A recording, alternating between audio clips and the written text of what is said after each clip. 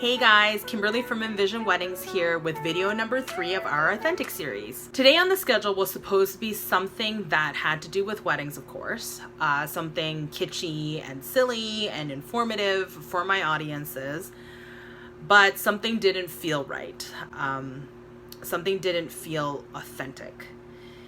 These videos, all in all, have been really about communicating with my audiences and viewerships in ways that speaks to them and hopefully for them to find value in it. So instead, I'm going to talk about something that is weighing heavily on my heart. Obviously, you have seen plenty of social media posts and news coverage about George Floyd and the uprising of the Black communities against police brutality and racism.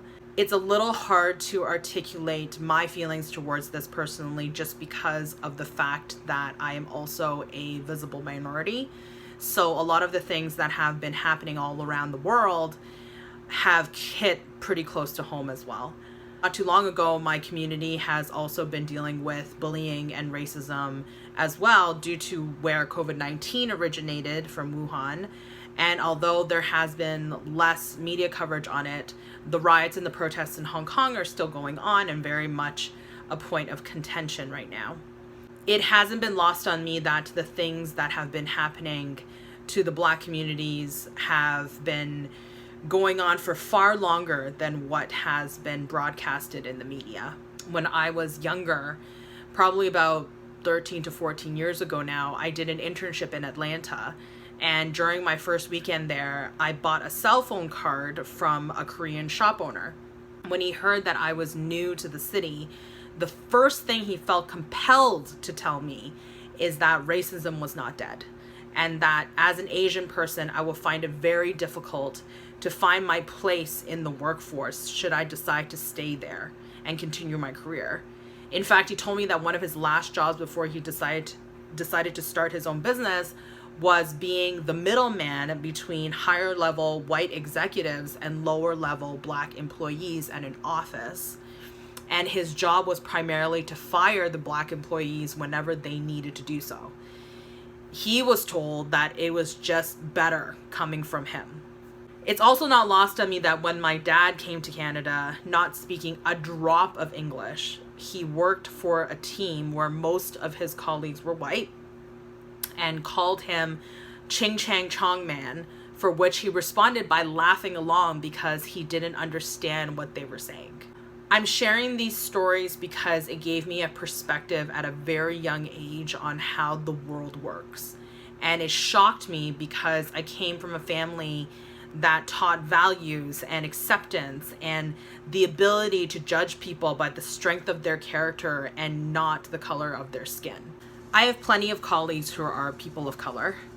I myself am part of a mixed race marriage. I have lots of friends who are of mixed races and religions. And my job heavily depends on accepting and understanding different races, cultures, and religions without any bias. But the fact of the matter is, I still won't fully understand the depth of anger and repressed feelings that are coming to the surface right now. Nor am I in the position to tell people not to be angry. In fact, I think people should be angry. I think people need to take a stand for what is not right.